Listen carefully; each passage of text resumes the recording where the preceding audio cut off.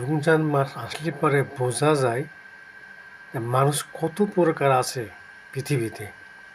তার কারণ হচ্ছে কেউ রোজা রাখার পরও কষ্ট করে, কেউ রোজা না রেখেও কষ্ট করে, কেউ রোজা না রেখে কয় আমি রোজা রাখছি। এটা হচ্ছে বাংলাদেশের একটা পেশা।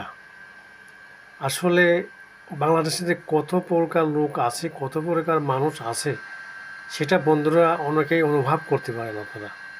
এই রমজান মাসটা আসলে পারে কিছু মানুষকে চেনা যায়, কিছু মানুষকে বোঝা যায়, কিছু মানুষকে অনুভব করা যায় যে কতটুকু ভালো কতটুকু খারাপ আছে বাংলাদেশের মানুষরা। আসলে রমজান মাসটা হচ্ছে অনেকে বিক্রি করে, অনেকে ব্যবসা করে। স্যার প্রকৃতিক রমজান মাস ব্যবসার জন্য না। রমজান মাস হচ্ছে আল্লাহর কিয়ামতের মাস, ফজিলতের মাস। এই মাসটা যারা আল্লাহর কাছে বেশি বেশি ফজিলত করবে, আল্লাহর কাছে দোয়া করবে, তারাই অবশ্যই একটা কিছু ভালো কিছু আল্লাহর কাছে পাবে। কিন্তু আমরা আসলে বাংলাদেশের মানুষগুলা আমরা এগুলো নিয়ে এখন ব্যবসা শুরু করে দিচ্ছি।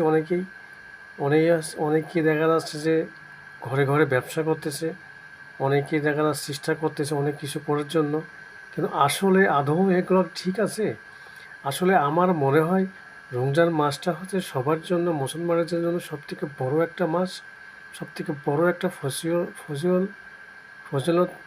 অবশ্যই বেশি বেশি করে আল্লাহর কাছে কান্নাকাটি করতে হবে, দোয়া করতে হবে, সব কিছু চাইতে হবে।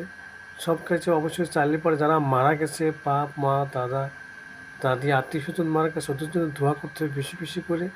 অবশ্যই একটা কিছু ভালো কিছু আল্লাহ দেবে তাহলে। কিন্তু আমরা এখন সব কিছু না করার পরেও দেখা যাচ্ছে রমজান মাসে আমরা অন্য কিছু চিন্তা ভাবনা করি। আসলে বাংলাদেশে জাকাত তো দেয়ই না, জাকাত দেওয়ার কোনো প্রশ্নই আসে না। বড় লোকরা জাকাত দেয় না মনে হয় আমার কাছে। জাকাত আসলে যেগুলো দেওয়ার কথা সেগুলো দেয় না। আসলে আদৌ বাংলাদেশে যে রমজান মাসটা ব্যবসা করছে, ব্যবসা আসলে এটা আসলে বন্ধ করতে কেউ পারবে কিনা আমার মনে হয় না। ঠিক আছে, আপনাদের কাছে অবশ্যই ভিডিওটা ভালো লাগলে বেশি বেশি করে লাইক কমেন্ট শেয়ার করবেন, যাতে সবার কাছে পৌঁছায় যায়।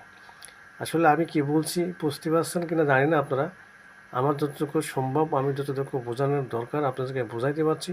আপনাদের অবশ্যই ভালো লাগলে পারে লাইক কমেন্ট শেয়ার অবশ্যই দেবেন। ওকে, আসসালামু আলাইকুম রহমতুল্লাহি বরকাতুহু। আপনারা ভালো থাকেন, সুস্থ থাকেন এই কামনা করি। আমার পরিবারের পক্ষ থেকে অবশ্যই আপনাদেরকে ভালোবাসা দোয়া রইল, শুভকামনা। আসসালামু আলাইকুম রহমতুল্লাহি বরকাতুহু। ভালো থাকেন, সুস্থ থাকেন। আল্লাহ হাফিজ, খুদা হাফিজ।